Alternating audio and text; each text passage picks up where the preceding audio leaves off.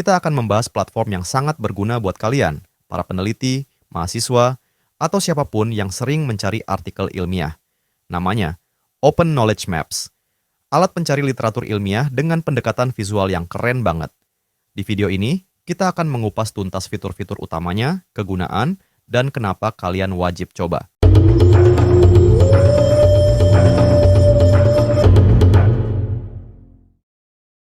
Open Knowledge Maps adalah alat pencarian literatur ilmiah berbasis open source yang berbeda dari alat pencari biasa.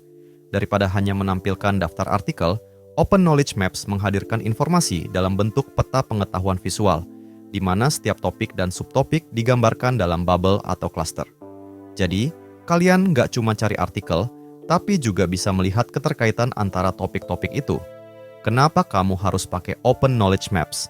Karena punya fitur yang khas dan nggak dimiliki oleh platform lain. Yuk kita bahas. Peta visualisasi pengetahuan, Knowledge Maps. Fitur utama Open Knowledge Maps adalah visualisasi peta pengetahuan.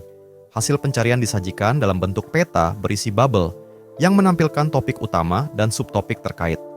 Misalnya, pencarian tentang kesehatan mental akan menunjukkan topik utama beserta subtopik seperti pengaruh keluarga, jenis terapi, atau obat-obatan yang saling terhubung. Visualisasi ini membantu pengguna memahami struktur dan keterkaitan suatu topik dengan lebih mendalam. Sumber dari basis data terpercaya.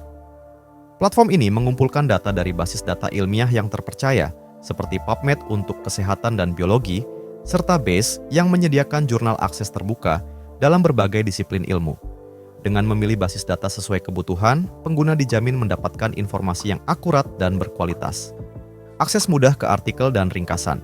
Setiap artikel di peta memiliki note yang memuat ringkasan atau abstrak.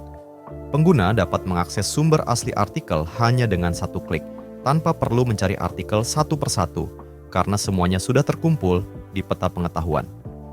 Navigasi yang interaktif. Navigasi pada Open Knowledge Maps sangat ramah pengguna.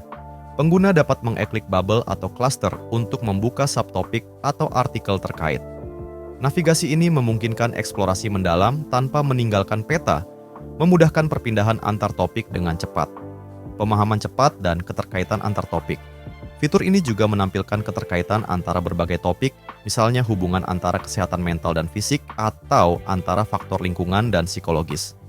Ini membantu pengguna memahami tren atau menemukan gap penelitian untuk eksplorasi lebih lanjut. Gratis dan akses terbuka. Open Knowledge Maps dapat diakses secara gratis tanpa biaya langganan atau registrasi, yang sangat membantu mahasiswa atau peneliti di seluruh dunia dalam memperoleh sumber informasi tanpa harus membayar. Cara menggunakan Open Knowledge Maps. Gampang banget. Pertama, kalian tinggal kunjungi situsnya. Masukkan kata kunci di kolom pencarian dan pilih sumber PubMed atau Base. Kalau sudah pilih basis data, dalam beberapa detik muncul peta visual yang menampilkan topik utama dan subtopik terkait. Kalian tinggal klik subtopik yang ingin dijelajahi. Cukup interaktif dan bikin proses riset jadi lebih asik. Siapa yang paling tepat menggunakannya? Mulai dari pelajar yang lagi nyusun skripsi atau tugas akhir, peneliti yang lagi cari literatur ilmiah, dosen, hingga pustakawan yang ingin memahami keterkaitan antara berbagai literatur. Bahkan profesional seperti dokter atau teknisi bisa pakai ini untuk menemukan penelitian terbaru di bidang mereka. Manfaat utama dan keunggulan. Secara keseluruhan, Open Knowledge Maps ini punya manfaat yang sangat besar. Menghemat waktu dalam riset, membantu memahami topik dengan lebih visual, dan memungkinkan kita menemukan tren penelitian atau gap yang bisa jadi ide baru buat riset lanjutan. Yang bikin tambah menarik, platform ini sepenuhnya open source, jadi bisa diakses siapa saja. Open Knowledge Maps adalah solusi bagi kalian yang sering berkutat dengan riset literatur ilmiah. Peta visualnya bikin pencarian dan pemahaman topik jadi lebih mudah dan cepat, cocok banget buat riset masa kini. Jangan lupa untuk like, share, dan subscribe.